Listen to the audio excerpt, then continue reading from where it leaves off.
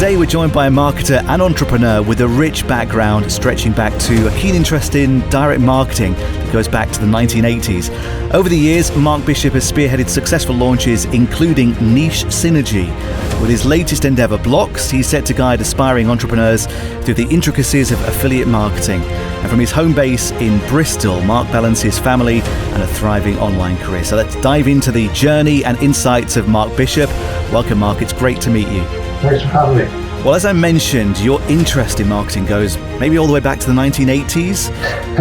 Yeah, shows my age, doesn't it? Yeah. I mean, back then it was direct mail. It was mail order. I was just fascinated by the whole concept, really.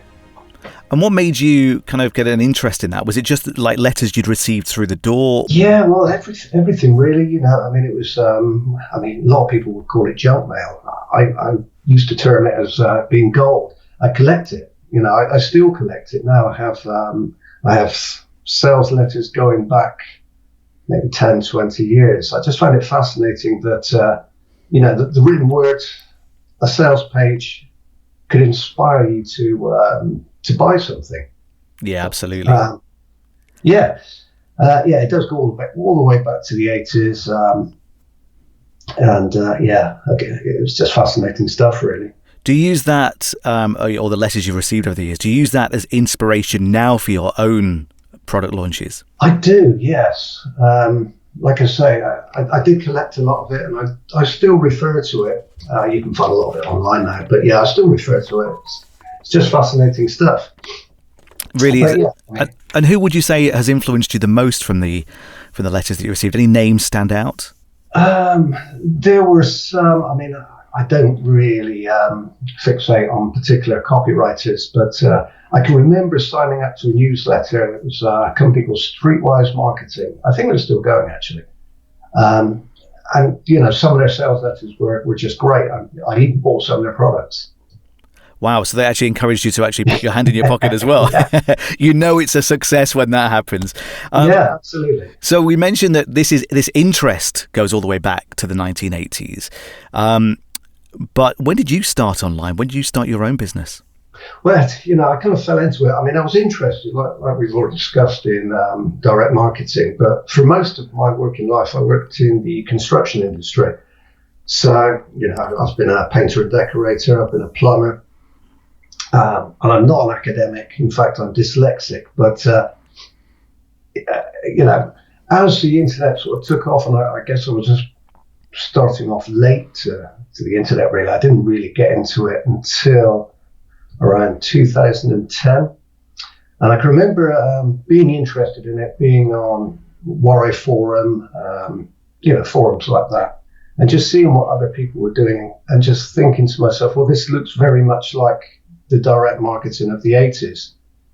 And, I bought products, like a lot of people probably listening. I bought products, I tried them, and I didn't get anywhere, made lots of mistakes. But then I bought a couple of products by, I think one of the vendors was Mark Ling, another was Roy Carter. And both of these were products about niche marketing. Now, what appealed to me about niche marketing was the fact that you didn't have to do the kind of stuff that we're doing here. You didn't have to be on video. You didn't even have to use your own name and pictures and that. You could just use a different persona. So I had a go with that. And at the time, I had a skin condition, and I'd learned to manage it with natural products.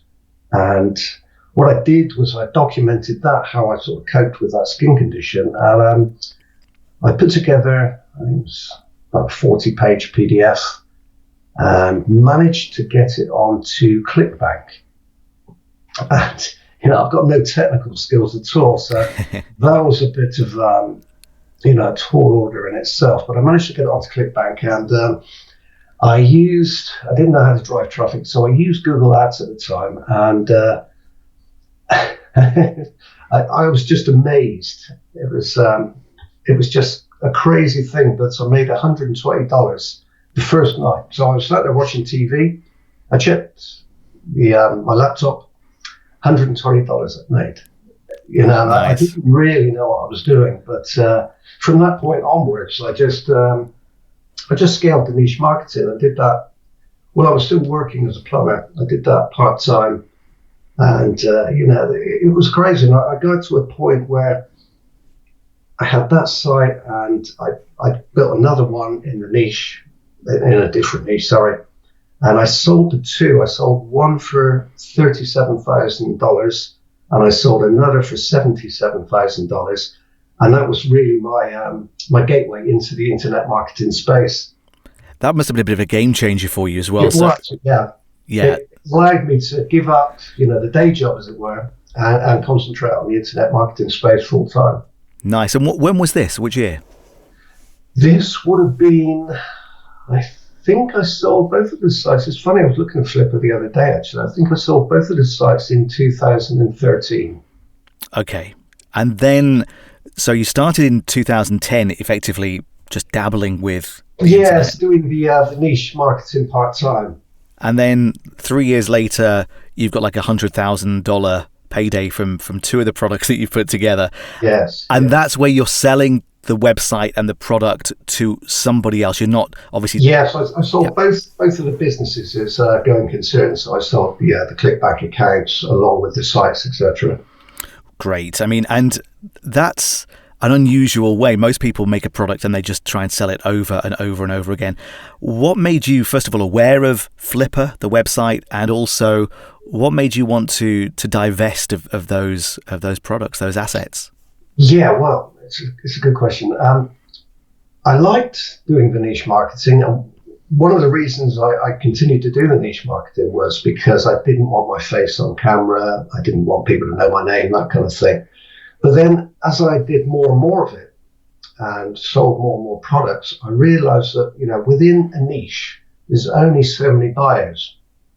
So what I wanted to do was to broaden that spectrum and move into the IM space, you know, make money online, software, info products, that kind of thing. Because, you know, one buyer in those niches will potentially buy lots and lots of different products. Whereas, you know, if you're selling in a niche, they're only going to buy one product. So yeah, I mean, I pushed myself to do it. So I sold those two sites with a view to having enough money to allow me to give up the plumbing and to concentrate on IM full time. And yeah, that was the main reason for moving into IM, because, you know, it's a broader audience, and it means you can sell lots more products. And did you do the time-honored thing of you'd sold your two businesses on Flipper? Did you then put together a course on how to sell businesses on Flipper? Absolutely. Well, no, it wasn't so much that. What I did was I documented and detailed everything that I did in order to find these niches, to build these niche sites, build these niche products, and I put it all into a training course called Niche Synergy, which I released, I think, as 2014. So from the time I sold the two sites until I launched Niche Synergy, I was kind of working on it. So it was a massive product, and I think I only sold it for about $10. But even that, you know, I can remember the first day of launch. I think, you know, within between 3 and 5 hours, you know, I'd made $10,000. Wow. It was just fantastic. And from that point onwards, I was hooked. Absolutely. So when did you give up the plumbing stuff? 2013, when I sold the two sites. Right. So prior to that, I was doing everything part time. Was that a life goal for you, do you think? Making a ton of money has always been a life goal. You know, I mean, you can sugarcoat it any way you like, but I always wanted to be successful. Not being an academic was a barrier. You know, my career as officer back in the day, I mean, I left school in 1983. I was told my best case scenario would be to join the army. Right. Yeah, I wasn't going to aspire to much else. So I joined the army. And what would you say now to those people that perhaps were pointing you in that direction? Well, I think what I'd say to anybody listening is you can actually be whatever you want to be, and you can do whatever you want to do within reason. There are barriers, but you can overcome those barriers. You just need to fix a goal in your mind, and you need to work towards that. Well, now, I mean, as we stand right now, you've got a series of successful product launches under your belt. What do you think has been, if you like, the secret to your success? I was thinking about this. I guess you'd ask it. I think the secret to my success is starting late, always seeing everything as a beginner, even now. So when I write copy, when I create a product, I'm always creating a product with a beginner in mind, because I realize, coming from my background, how difficult it is. People look at products, and people with a tech background seem to, they look at things different, because obviously they understand tech. A lot of beginners don't understand tech, and it's a bit of an eye opener when you first log into a product. So what I try to do is base everything on a complete beginner looking at the product for the first time. Got you. And your latest initiative aims to help beginners in affiliate marketing. This is Blocks 2.0. Blocks, yeah. So there's already been Blocks 1.0. Yeah. And how did that do? And what's new about 2.0? Well, Blocks is perhaps the product that I'm most proud of. I first developed the concept in 2017, and it is an affiliate marketing system, but it works in a very different way. I mean, both Blocks 1 and 2. What it does is, most people listening to this now will understand what affiliate marketing is. So most of the time, in most cases, when you're promoting a product, you create a promotion which is specific to that one product. But with Blocks, we don't do that. It's like a reverse system. So what we do is we build value-based products, we promote, we pre-sell those products, and then we send anybody that's interested in our product over to what we call a flip page. It's just another page. And on that page, we ask them to purchase a product through us, through our affiliate link, in order to get our product. Now, the way this works, and it does work, is mainly because we don't have to build products, or we don't have to build promotion after promotion after promotion. So we just have one product. We're always promoting that one product. We're driving traffic into that one product all the time. And that allows us to promote anything. So from that flip page, we can change the name of the product that we ask the people to buy. We can change the price. We can change the affiliate link. And that takes us 2 or 3 minutes.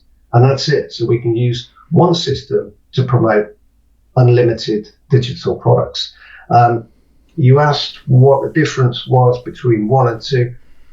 1 was basically just a video course based on what I was doing then, and some PDFs.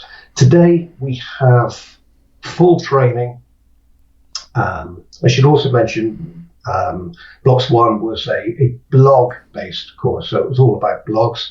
Today it's using social media, it's using video platforms, and that allows users to send traffic in all different manners, if you like. But we also have automation built in as well now. So Blocks 2,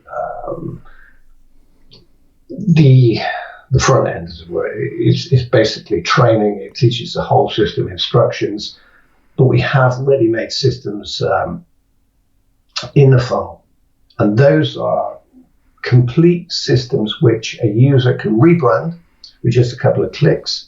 These are systems that are already tested. They've already made thousands of dollars, and they're ready to go. So if you are a beginner, for example, you can log in and you can use the ready-made systems in literally 5 minutes. Nice. Now, and where do we find out more about Blox 2.0?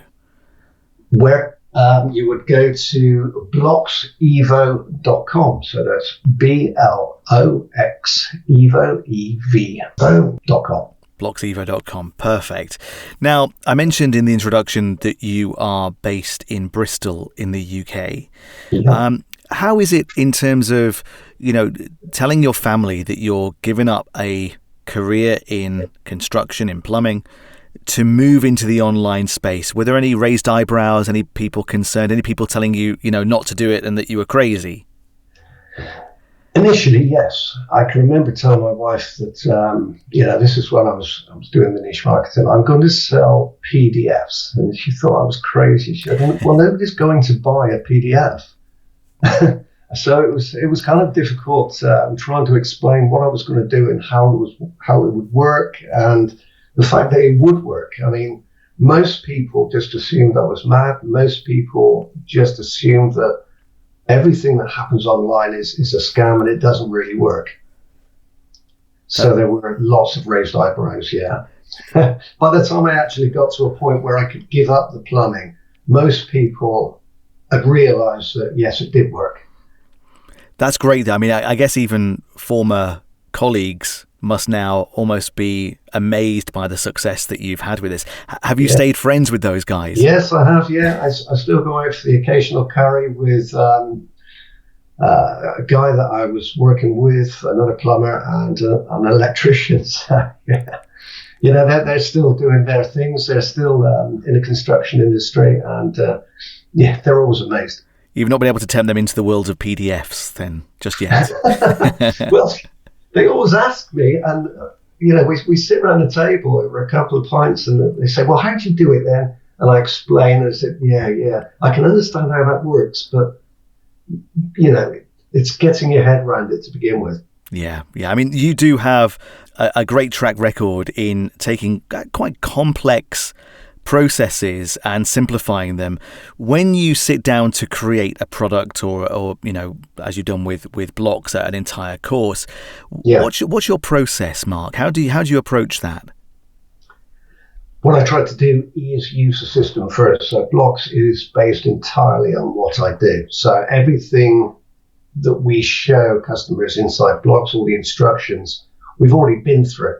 One of the interesting things about Blox is, if any of your listeners go over to the sales page, is we have not all of our results, but a lot of our results actually on the sales page. Now, rather than just being, here's X amount of $2,000 that I made from Blox here and there, what we did is we made the money using the Blox system. And then what we did is we put the posts out in public, and then we tagged the vendors, so the product owners.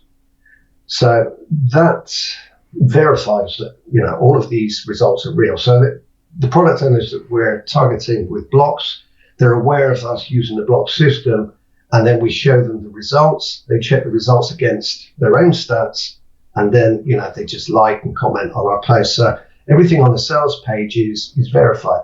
So to answer your question, I like to use everything myself before I release it. Got you. Yeah. And it seems like the social element now is perhaps kind of critical to, the way that the process unravels as you go through the Blox course. You mentioned earlier, Mark, that when you first started, you were reluctant to use your name on your image. Yes. When did that change? When did you decide, actually, I'm okay to do this now? It was, I made that decision to get out of the niche marketing industry, to sell the sites with a view to doing what I now do. It was a conscious decision. And I knew that I would have to have my face out there. I knew that I would have to be on camera, which was scary. Yeah. Terrifying, in fact. I think that puts a lot of people off, doesn't it? That's put me off, yes. Yeah. One of the reasons for getting into niche marketing in the first place. But yeah. How did you overcome that? I think I just had to grin and bear it, to be honest. Right. I can remember one of my early products and I hired somebody to do the video sales letter, so like an actor. And I spoke to a colleague, and he said, no, you can't do that. You need to have your face on there. It needs to be you, because it's a product that you put together, and you need your persona out there as well. So yeah, I'd already paid this guy to make the videos, and then I had to make my own versions of them, which were bad.